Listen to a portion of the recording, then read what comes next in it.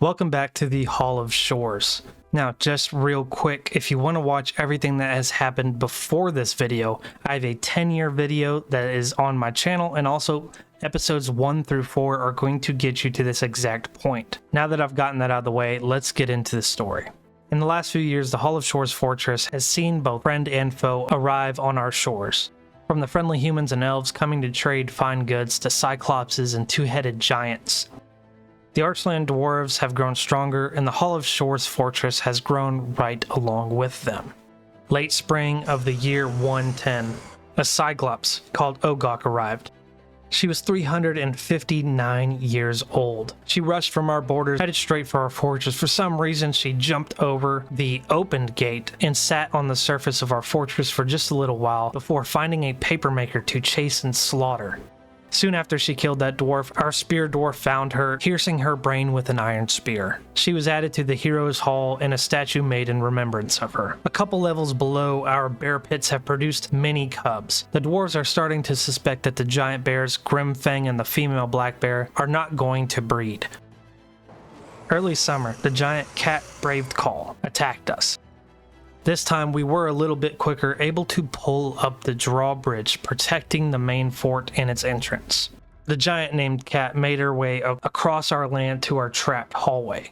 Quickly she descended and was crushed and cut by our stone fall and weapon trap. She did not last long, not even a single turn into the trap hallway. She was added to the Heroes Hall and a statue was carved with her depiction. Soon after the giant died, Doran, a miner, went crazy in our tavern after getting too intoxicated. I don't know how he managed this, but he ended up killing 10 dwarves and sending many more to the hospital after a long brawl. The military was finally able to grab their weapons and cut him down, but blood and bile filled our hallways. The elves arrived with more giant beasts, this time a giant badger sow, which we traded for, and they also brought a cheetah, which we traded for to add to our buffer zone just below the trap hallway. While trading with the elves, a glazer named Xanog went crazy after drinking again in the tavern. Toppling an altar and a lever, he was sentenced to 87 days in prison, but the group of dwarves in the tavern made sure he would never be able to serve the sentence, stomping him to his death. A few floors below, we have started to place new flooring and new walls made of dacite, trying to make the Hall of Shores fortress a better place to live with more quality of items around the dwarves. They all worked very hard to place all of these floors and walls, and this is a project that will be ongoing for the next few years. Back near the trading hall, we opened up a new area to place bins of finished goods because ours had been filled up. And a few hundred levels below the trading hall, we've started to mine around the magma pools in search of better gems and better metals. Near the old tavern, a new library was being constructed. Hopefully this one will be much nicer than the one a few levels below, which now long-term citizens and our dwarves will only have access to. Early spring of 112, a giant with 2 heads named Odos arrived in our land. So we pulled up the levers, pulling the drawbridge up at the main entrance. Little did we know an elf merchant caravan was actually headed to the fortress also. Odos quickly found this caravan, slaughtering one of the elves before it had freaked itself out, and it ran away terrified of the battle that was brewing around it.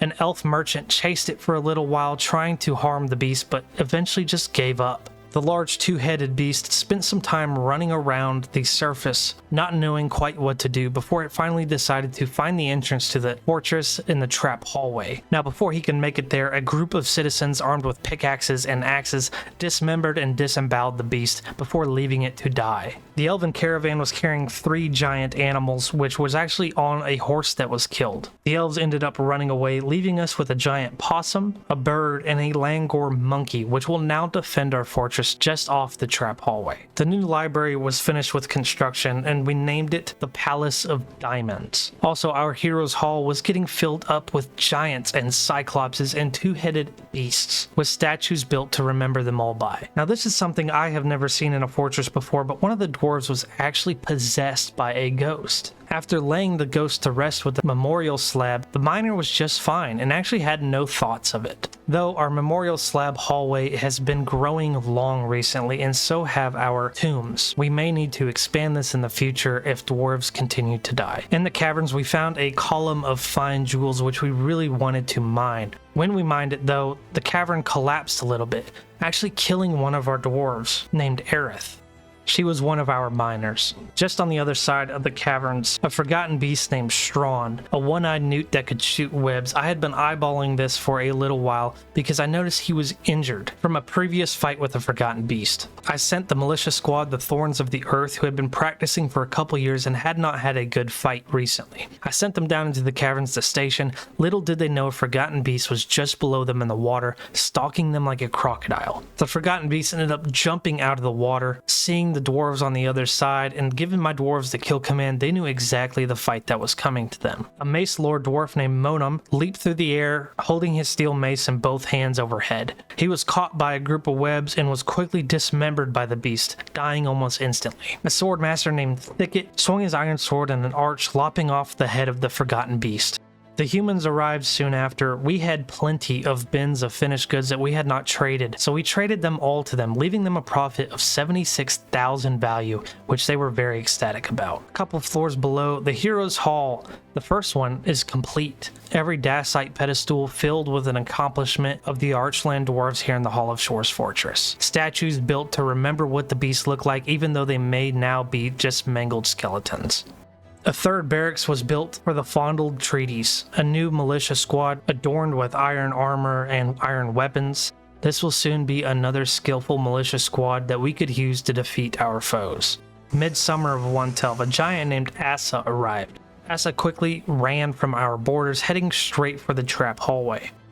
With the gate pulled up, she had no choice but to run through the thin hallway adorned with traps.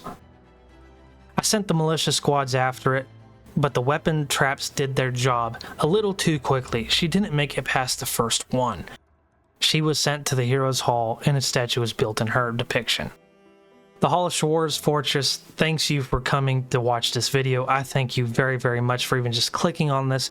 I'm a smaller YouTuber. It helps me out so much. Any likes, comments, or subscribes would be greatly appreciated. Like I said, I'm a smaller YouTuber. I think there's like 200-300 of you guys that have just recently subscribed due to the 10-year video, and I can't say that I thank you guys enough. I really, really do appreciate it. So you guys are going to be seeing a subscribe button and multiple videos up here for you guys to click on. That is all my content, and I just want to say thank you once again, and I'll see you guys in the next video. Peace.